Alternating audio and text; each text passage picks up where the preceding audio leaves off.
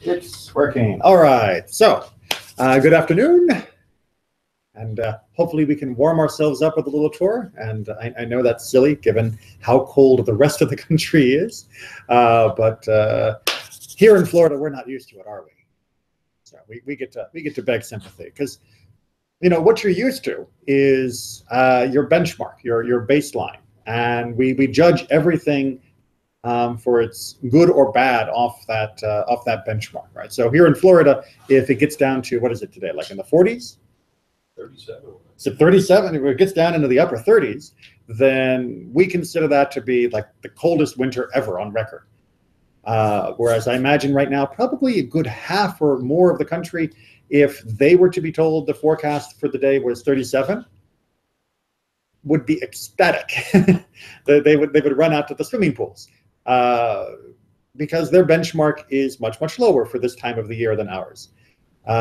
Similarly, if we are here in the middle of August and the forecast is that it's going to be in 88, 87, most of us would probably take that to be a pretty nice day for August. Whereas I know many people who come from colder climes, that 88, 87, they don't know how to cope. They would be sweating and panting and just not able to function in that level of heat. Our benchmark makes a difference. And what we're going to talk about today is the benchmark the Israelites are living at in the land of Egypt. Remember, this is now after the enslavement has begun, but we're also going to look at a particularly interesting way to explain how that benchmark got there. The system questions is, how did we get enslaved? How did we come to end up as servants? Because the most glaring option would have been, let's leave, right? Well, why not just go out the door? So we're going to be looking at what their work was, because after all, Pharaoh was going to make their work harder. And we're going to look at how that work came out to be, and also the special status that Moses and Aaron seem to have in order to be able to do the job they're doing, which is harassing Pharaoh. Make sense? We're on chapter 5, which is page 338. Of course, as I always say, make sure you're reading the entire parasha, preferably before coming to class, but at least sometime during the week to fill in all the other parts, because we only get a chance to look at a slice each week. Read so I can interrupt someone, because otherwise my work doesn't work. Chapter 5. Afterward, Moses and Aaron went and said to Pharaoh, "Thus says the Lord, the God of Israel, let my people go, that they may celebrate a festival for me in the wilderness." But Pharaoh said, "Who is the Lord that I should heed him and let Israel go? I do not know the Lord, nor will I let Israel go." All right, pause real quick. Again, one of those things that gets hidden by translation with this large capital letter Lord. This is God's personal name, Adonai, which has just been made more explicit to Moses at the burning bush, a topic of a previous class that we had. That personal name is what Pharaoh is responding to or rejecting. And he doesn't believe in gods. He believes in plenty of gods. He's got all sorts of gods hanging around. I mean, he himself is a god. Of course he believes in gods. But this name for a god, this Adonai, well, the word that we pronounce as Adonai, the Yud and the Hey and the Vav and the Hey, he doesn't know that name. So it's like someone showing up and saying, you know, in the name of the country of blah, blah, blah, blah, you know, I demand your surrender. It's like, I've never heard of the country, blah, blah, blah, blah. I can't surrender to something I don't know. So that hopefully makes his rejection a little bit more understandable. Still immoral and terrible because of the way they're treating the people, but at least understandable of he doesn't know what's going on. Onward. They answered, "The God of the Hebrews has manifested himself to us. We pray a distance of 3 days into the wilderness to sacrifice to the Lord our God, us with pestilence or sword." All right, so it gets a little more clarity. Who is this Adonai person you keep talking about? That's the God of the Hebrews. And is not this one of the first usages of the descriptor of God of the Hebrews? Well, yes, it's never been used before, and doesn't get used really much since, except in trying to explain it to outsiders that are more familiar with Hebrews than they are with the people who are Bnei Israel and the followers of God. So he's trying to bridge the cultural gap here. Notice, however, the lack of cultural understanding that Pharaoh seems to have. We might say that he was not very culturally diverse, because he is controlling this entire nation of Hebrews, but he doesn't know the simplest thing about them, their religion, their gods, or any of this. They are just tools to him. And just as I do not know the inner life of my hammer, Pharaoh does not know the inner life of his slaves. And we know that the slaves know about the inner life of their own spirituality, because just in the previous chapter, they were ecstatic when they knew that Adonai had heard their cry and was now sending Moses to work on their behalf. So it's just this huge gap between Pharaoh and the slaves. So Moses is trying to bridge that gap, saying, God of the Hebrews, people you enslave, this is who is demanding their release. And you need to do this, because if you don't, we will be struck with pestilence or sword. Now, the we here is a little bit unsure here. It could be saying that this is the Egyptians, that is to say, the entire nation will be struck, property will be damaged. Right? Their God will be angry at them. Therefore, you will lose out, because your slaves will be ruined. So both of those options are possible by the Hebrew. All right, onward. But the king of Egypt said to them, Moses and Aaron, why do you distract the people from their tasks? Get to your labors. And Pharaoh continued, the people of the land are already so numerous, and you would have them cease from their labors. All right. This, again, that last line in particular, is unclear to most of us modern people, but it's built into a basic understanding of human biology in the ancient world, which is the harder someone works, the less likely they are to be. That working someone is a way of keeping the population under control. That working someone is a way of preventing marital relations, to use a euphemism. And indeed, Jewish law somewhat codifies that, where it says that if somebody has a particularly onerous job, where they are exhausted constantly, then one should not expect them to be available for marital duties as often as somebody who is a man of leisure. And what is a holiday? A holiday is a chance for the entire nation to be of leisure. And if they're all going to have the day off and they're all going to be resting, guess what else they're going to be doing?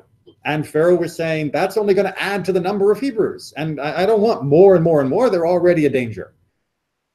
So the linkage between I don't want a holiday because I don't want more is because of that implied extra holiday activity. Make sense? Okay. Now, the phrase get to your labors, we're going to come back to in our commentary, because who is the your that is being described here? Is Pharaoh telling Moses and Aaron, get back to your work? What work do Aaron and Moses have? Or is Pharaoh talking through Pharaoh? Get the nouns right. Is Pharaoh talking through Moses and Aaron to tell the people to get back to their labors, rather than having so much time, end quote, to protest and demand a day off? So it would be, one way to think of this would be like in the early days of unionizing. If you had a management talking to the union reps, and the manager said to the union reps, get back to your work, is he talking to the union reps? Is he talking to the union that they represent? Make sense? We'll be seeing some commentary to try and clear that up for us. All right, but let's see the after effect. That same day, Pharaoh charged the taskmasters and foremen of the people, saying, you shall no longer provide the people with straw for making bricks, as heretofore. Let them go and gather straw for themselves, but impose upon them the same quota of bricks as they have been making heretofore. Do not reduce it, for they are shirkers. That is why they cry, let us go and sacrifice to our God. Let heavier work be laid upon the men. Let them keep at it and not pay attention to deceitful promises. All right.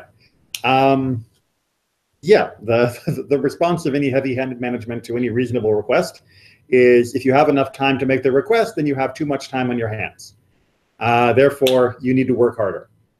So now, rather than having the raw materials provided to them, they are also going to have to gather the raw materials to make their bricks. Fairly clear? Pretty onerous, and so far no redemption. All right, we're going to see the upshot of all of this in the next few verses. So the taskmasters and foremen of the people went out and said to the people, thus says Pharaoh, I will not give you any straw. You must go and get the straw for yourselves wherever you can find it. But there shall be no decrease in whatever your work. Then the people scattered throughout the land of Egypt to gather stubble for straw.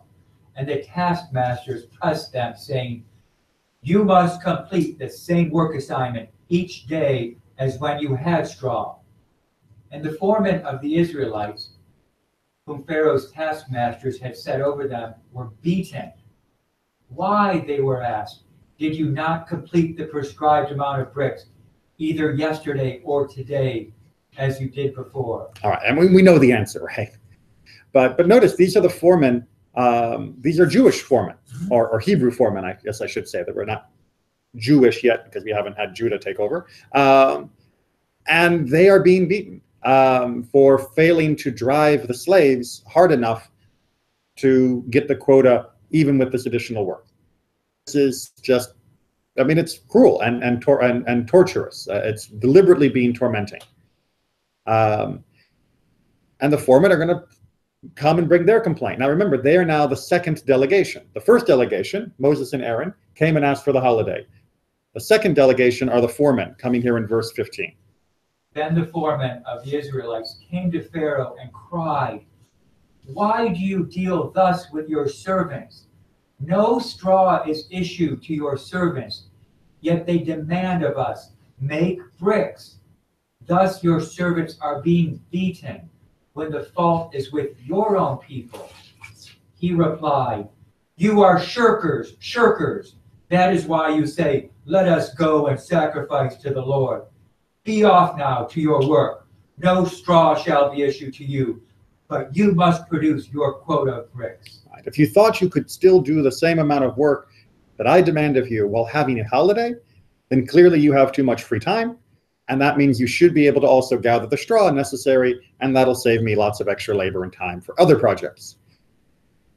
And you can see they're pleading reasonably, but notice their pleading assumes that they absolutely are obligated to complete the quota that he is giving them. Right? Their plea assumes their servitude. They're not saying, hey, we're kind of shouldn't be slaves anyway, so why don't you go easy on us? It's, yes, we know we're slaves. And we want to be slaves, or we want to do the right job for you, Pharaoh, and you're just not letting us do the right job because you've added this additional task. You need to know how to get the best out of us slaves. That's their counter-argument. Pharaoh's not buying it. All right, so now the full repercussions come. Now the foremen of the Israelites found themselves in trouble because of the order of you must not reduce your daily quantity of bricks. As they left Pharaoh's presence, they came upon Moses and Aaron standing in their path. May the Lord look upon you and punish you for making us loathsome to Pharaoh and his courtiers, putting a sword in their hands to slay us. Right, so who are they blaming? Moses and Aaron. Right, everything was fine. So you came and asked for the days off. Was everything fine? I mean, like people, children thrown into the river and dead, and all of the servitude and slavery. But now it's worse. Remember, we talked at the very beginning about having a benchmark. It was relative. Right.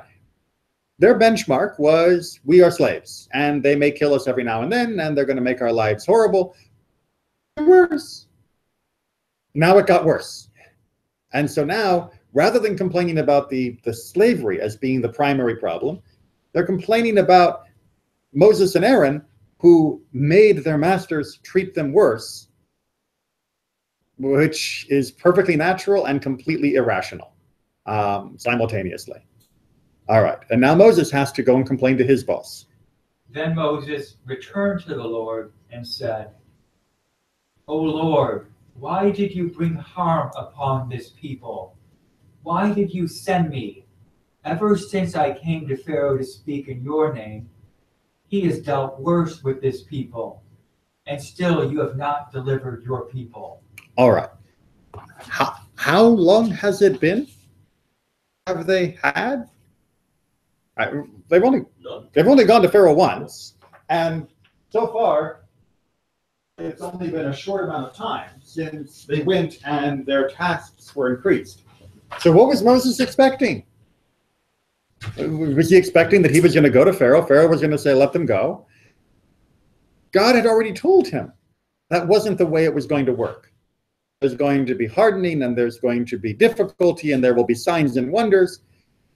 Moses should have anticipated that it wasn't going to be this easy.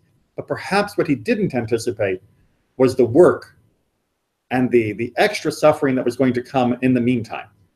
He didn't necessarily grasp that this would mean suffering, not just for him, but for the people.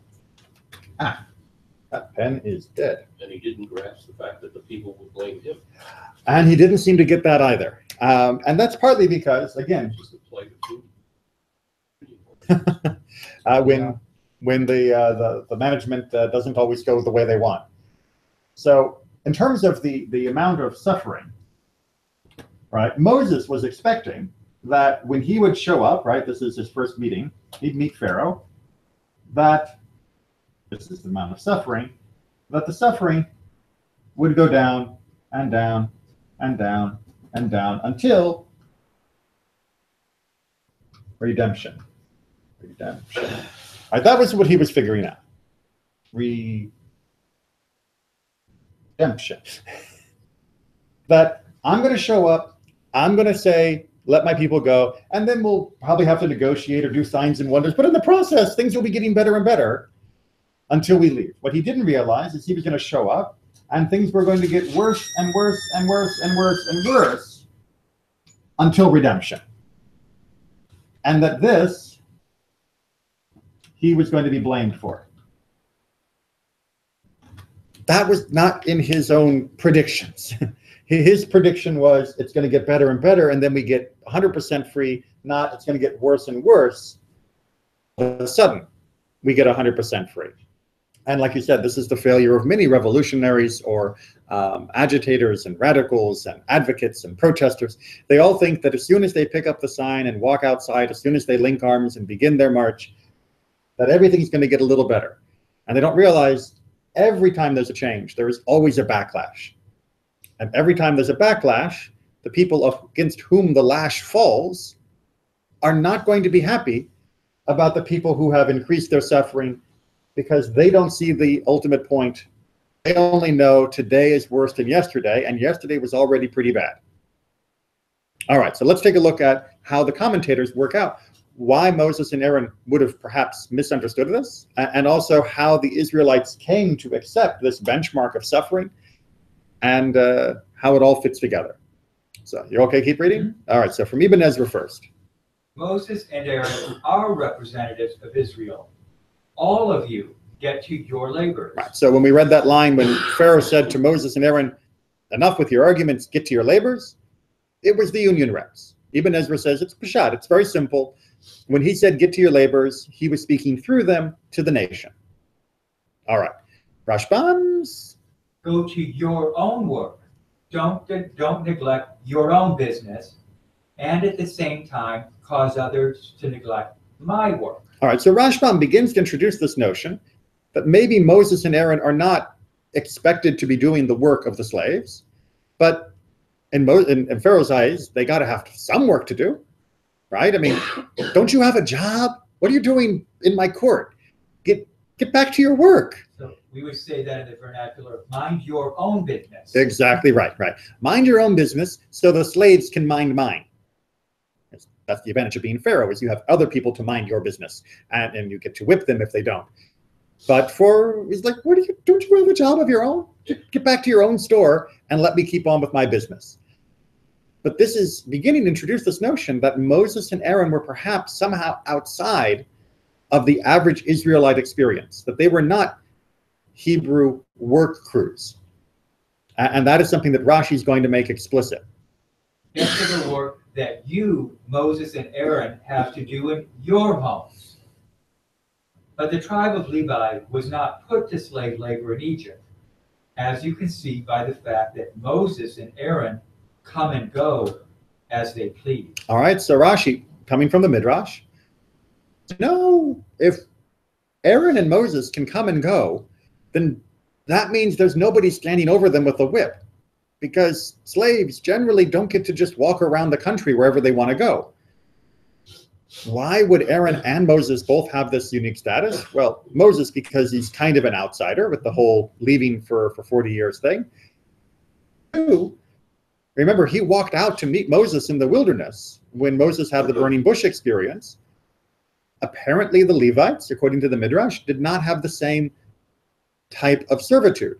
They didn't have the same slavery. They were not forced to do the same type of back-breaking, mud-baking work. And slightly different category.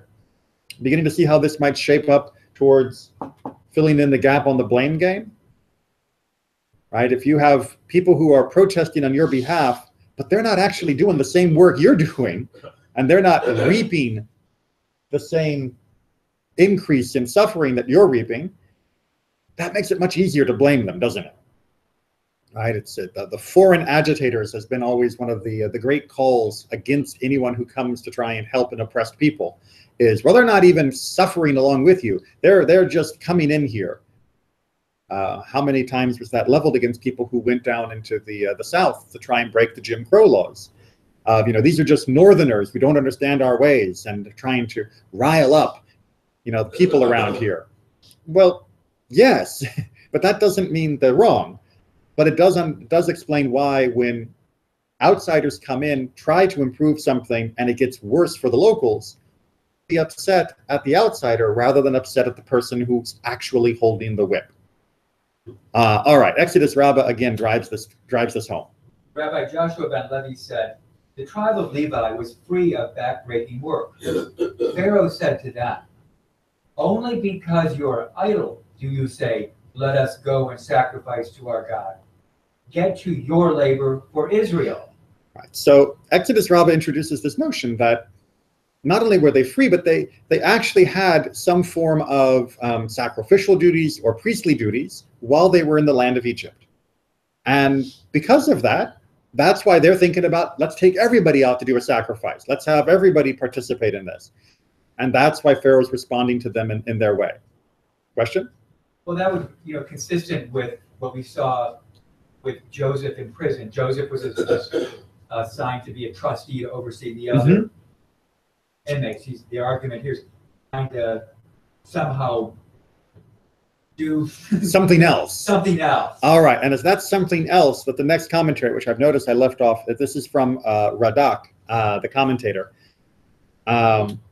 He tries to explain how it happened that the Levites ended up separate from the other Israelites in their work duties, and also answers the question, how did the Israelites end up enslaved in the first place?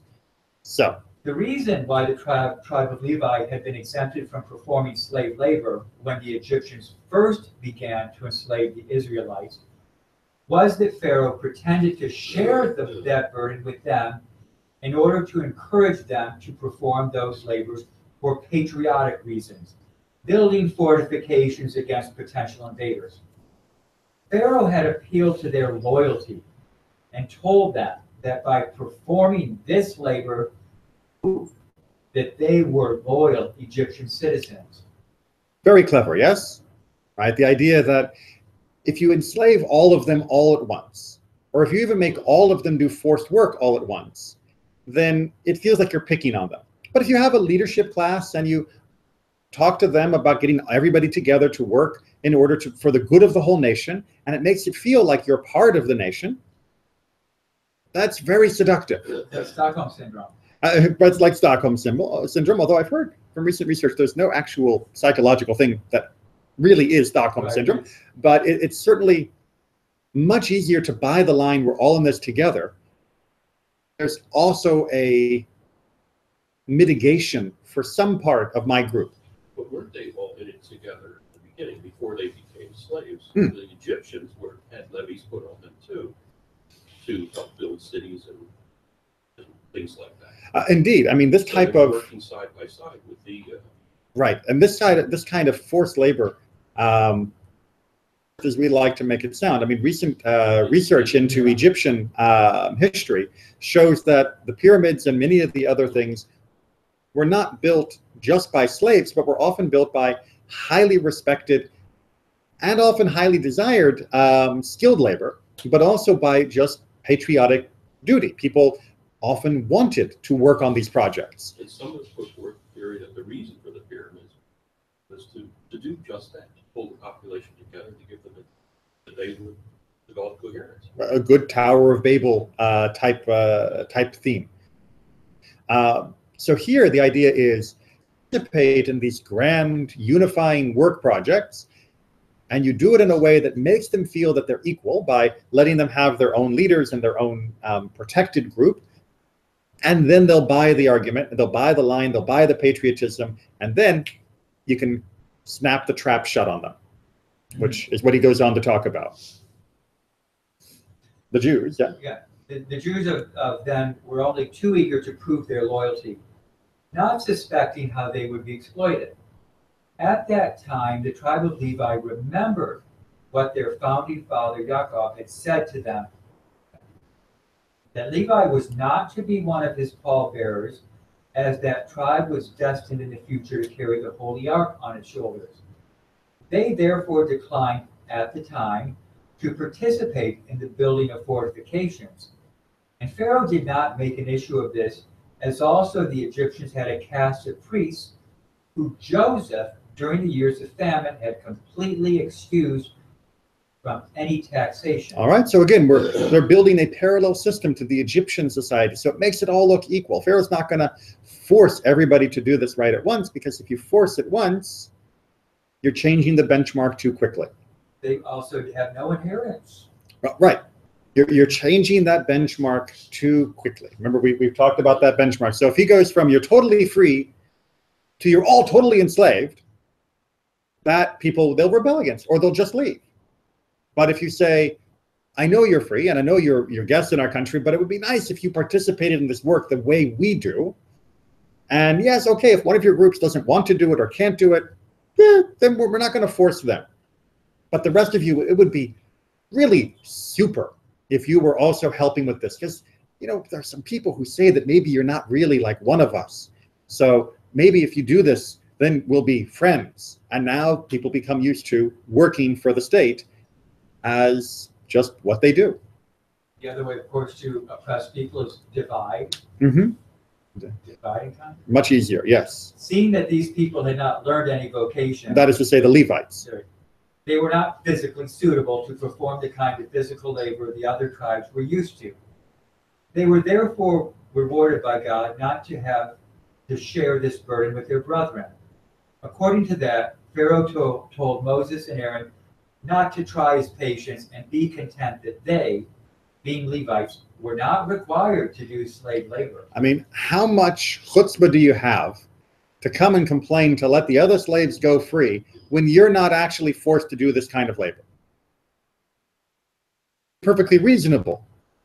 But emotionally, Pharaoh is saying, you're already getting off easy, because compared to them, you may still be my property, but you're not being forced to do the same work. So quit your complaining. Right? No skin in the game. What are you complaining about? What are you complaining about is an inherent injustice that the God of the universe is upset with. Yeah. But from Pharaoh's point of view, From Pharaoh's point of view. exactly. From Pharaoh's point of view, it looks very, very different. From Pharaoh's point of view, he has also taken the benchmark as being gospel. right? That they're going to be slaves and they're going to work for me. And unless you want me to change the deal to make it worse, shut up. And there was the system put in place by Joseph when everybody had to sell their land to Yes, Pharaoh. which we talked about 2 weeks ago, I think. Yeah. Yes.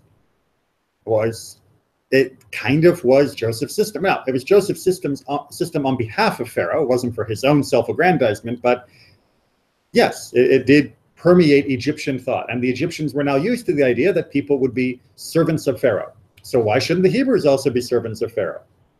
And why shouldn't they be perhaps treated worse than the Egyptians? Because after all, they're foreigners.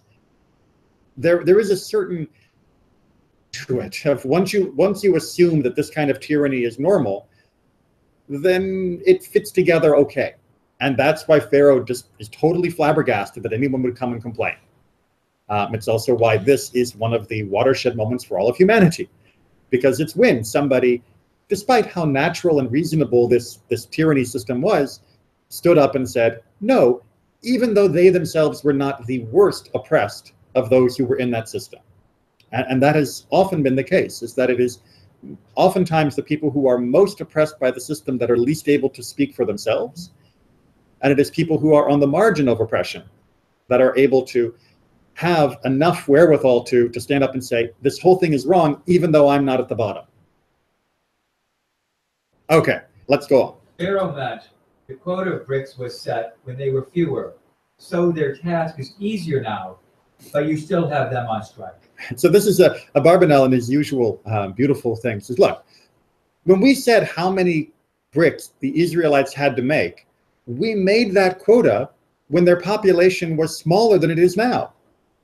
So if they're a bigger nation, it should be easier for them to make bricks now than it was before. Right? They've already added workers. We call them children. So what do you complain about? You've already had a reduction in work simply by having bred yourself more helpers. What more could you want? It's just horribly sick logic. The people of the land are already so numerous, in verse 5. This is Pharaoh's answer to, lest he strike us. Even if what you say is true, that pestilence or the sword shall come, I am not worried. And it is so great that plenty of them would be left even after the disaster.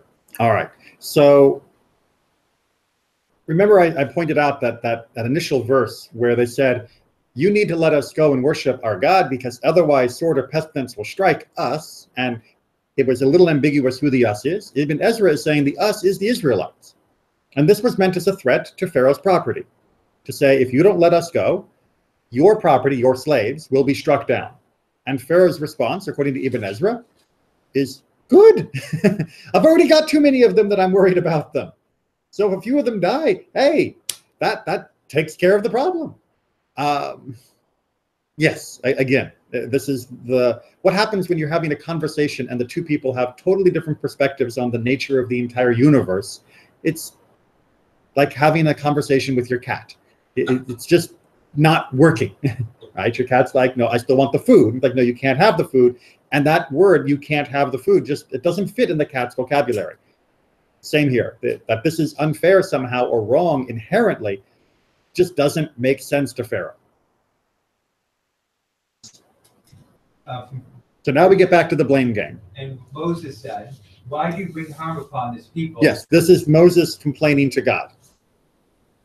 And if you ask what business it is of mine, my claim is that I have a right to ask because it happened on account of me. All right, so in case you're worried about Moses' chutzpah, of why is he chewing out God, Rashi's answer, the first answer here, is because God asked him to go. So it is kind of God's fault that this has happened. Now we're still in this problem between Moses' guess of what's going to happen and God's understanding, because God is God, of what is actually going to happen. It's again like Habakkuk. Why do you bring harm on the people? Why are you making me witness all this terrible stuff? Yes, exactly. This complaint. Who wants to see disaster strike, especially when I am the trigger for the disaster? Now, I may not actually be the bullet, and I'm certainly not the finger pulling the trigger, but I have played a role in the events that have now set off more suffering. And I don't like that. And I don't like that you asked me to do it. So there's a reason, says Rashi, for Moses to make this complaint to God.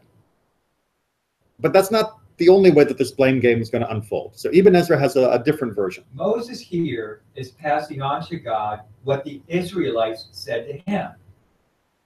Similar occurrences. Right. So Moses here, says Ibn Ezra, is not being chutzpahdik. He is just telling God what the Israelites told him. Right? He's not complaining.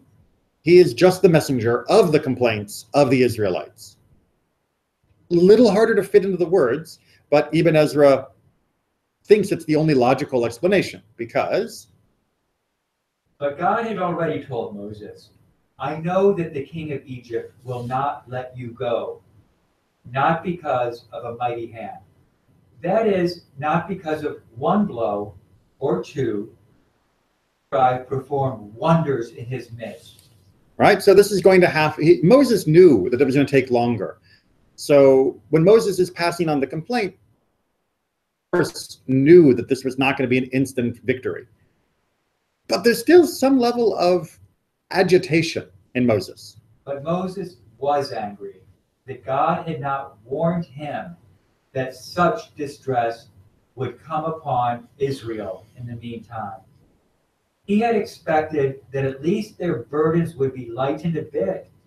He was totally unprepared for them to be increased and had no reply when the foreman complained to him. Right? So this is again back to our graph here, where Moses, perhaps naively, and certainly because God hadn't warned him, thought that he would come to Pharaoh and say, Pharaoh, we have a complaint.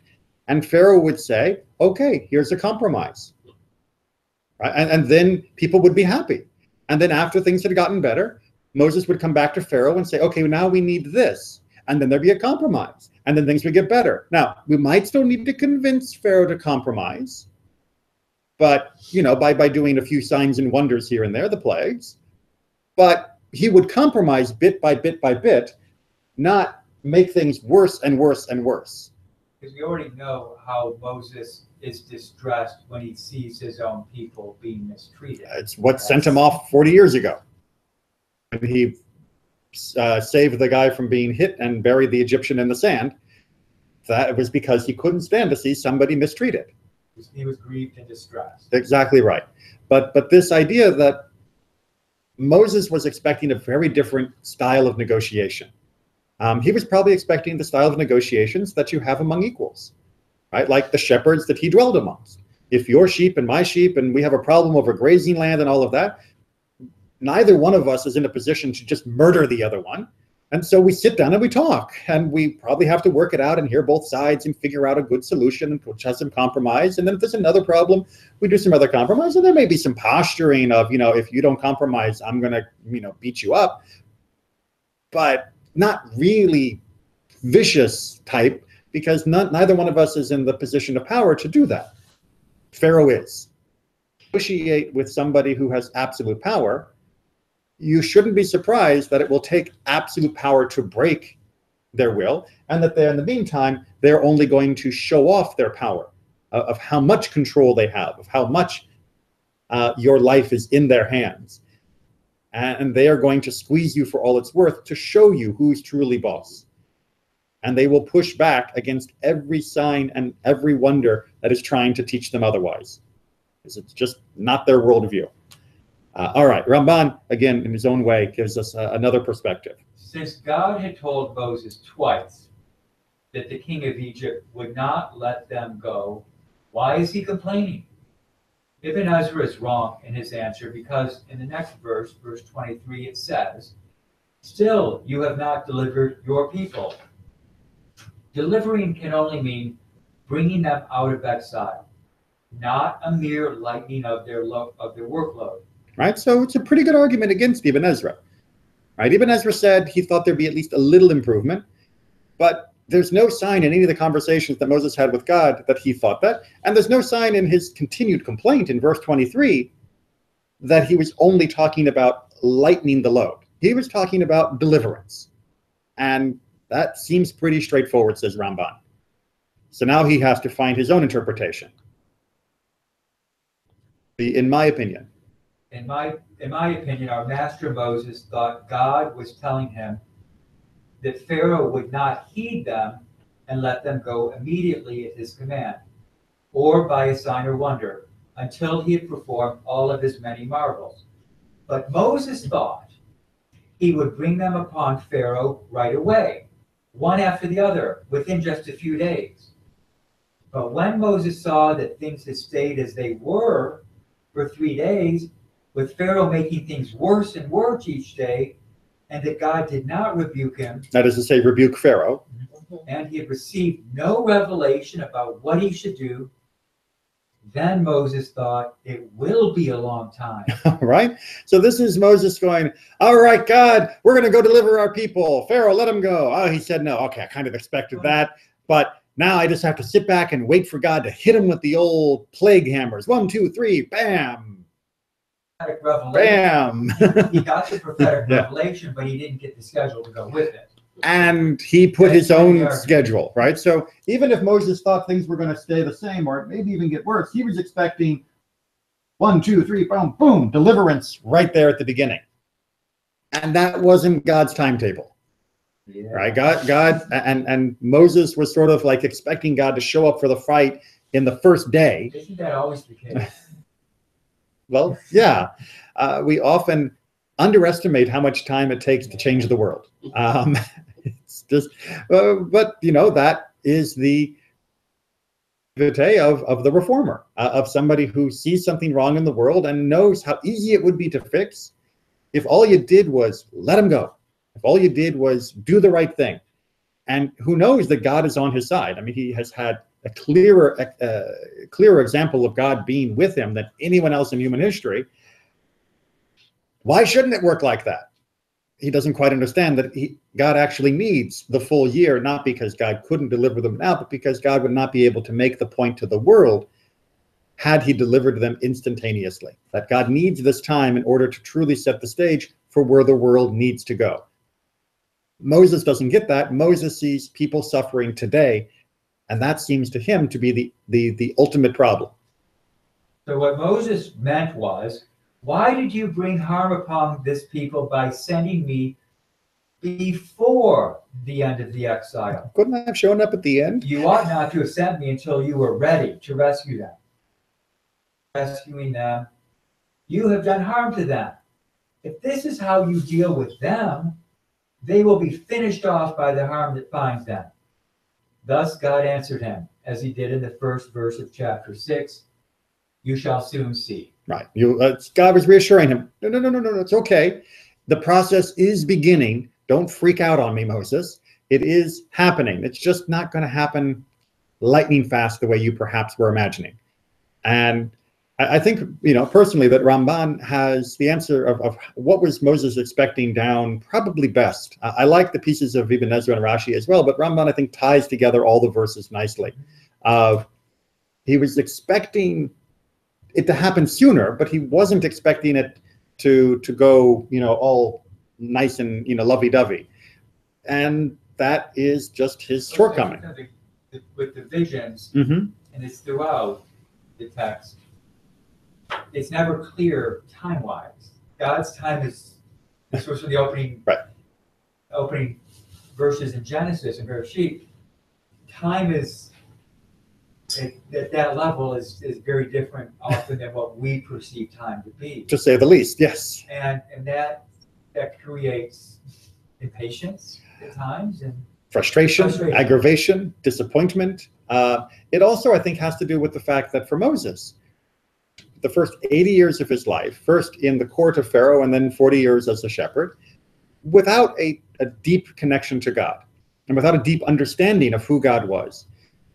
And all it took for him was a burning bush and that personal revelation, and bam, his life was changed. Marching into the court of the greatest man on earth and demanding something that no one had ever dreamed to demand before, let alone actually said. I mean, he was somebody who could turn around his life in an instant because he felt God's presence. And he kind of expected that was how the world worked. And now he's finding out that you can come and give all the evidence, all the signs and wonders to somebody, and they will choose to stay blind. It's almost like he's 80 going on 18. Yes, he's 80 going on 18. He is perhaps a little naively optimistic for his age, but it's only because he has felt that power and that transformation in himself so profoundly that he doesn't understand why no one else does. And it's just so obvious to him that he makes it incapable of truly articulating the problem in a way that speaks to the average Israelite or the average Pharaoh. It must have been something that he needed to learn over that first year. At least, yes. I mean, not only the rest of the world needed this example, but patience. like patience and able to see the wonders that God does. Indeed. It all happened in one flash bang. That's true. Plus, there may also be a certain benchmarking happening here, which is to say, by increasing the misery, the redemption seems that much more wondrous, and the travel in the wilderness seems that much less terrible. But it didn't seem to work that way. We got to do the counterfactual. How much worse would we have complained if we had gone from a beneficent slavery out into the wilderness? I mean, we already were complaining that we used to get meat and we used to get cucumbers and other stuff. And even more likely to complain if our life had not been excessively miserable right before the redemption. Or might not have even been willing to go.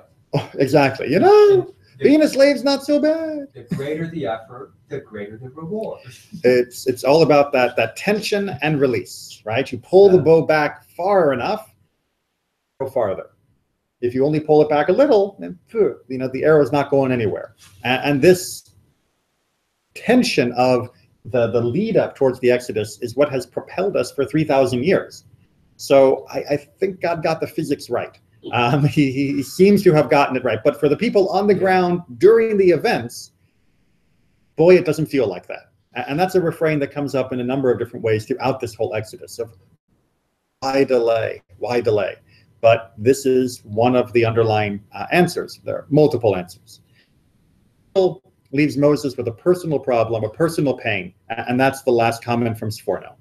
If they were guilty of suffering such problems, why did you make me the one to be the immediate cause of it? Right. So, and this also links into the Egyptians who will also suffer. But for Moses, this was God's choice, right? Moses did not take it upon himself to free the Israelites. God said, "You're going to be doing this." And Moses is simply saying, as we've talked about already, that he's not the kind of guy who likes to watch people suffer. He just wants to help. He wants to help people in any way he can. And God is making him be patient.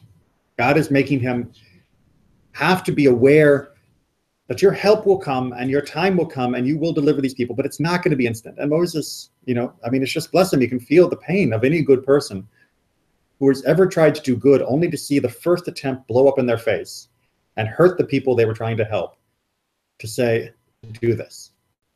We, the omniscient reader who have already finished the book, we know why he had to. We know that it needed to be done this way, and we know that eventually it's going to work out all right. But for Moses right now, staring down the barrel of this greater suffering brought to the people, he just wishes he didn't have to be the one to do it. He can still accept that God needed to do it. He just wishes he didn't have to be standing there. But ultimately, if he were not, it wouldn't have happened. The tool that will shift this catastrophe. And ultimately, we have to be willing, as the tool, to be uncomfortable as we make others uncomfortable as we achieve that final goal. And that's hard, especially for someone as kind as Moses. Questions? Comments? How long did the whole process take from the first plague to the Exodus?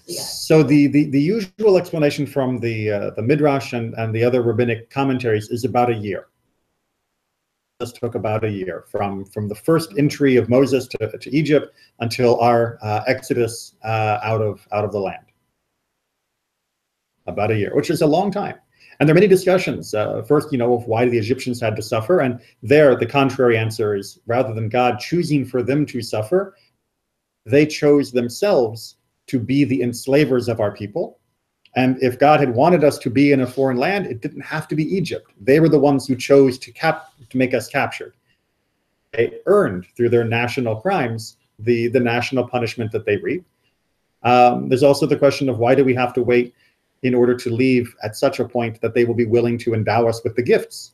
And that was, of course, essential in order that as we left, we would not be leaving as whimpering refugees, but that we would be leaving in a state of triumph, that we would be leaving in a position of strength rather than slinking out in the night, that we would go forth by strength rather than weakness. But it does make it miserable to have to wait that year before that finally happens. But unfortunately, often great events have misery in their buildup. With that in mind, let's hope we can do what we can to avoid misery while still achieving great events, and not be afraid to pay that price when necessary, but also not pay it too easily. We should still be as reluctant as Moses paying.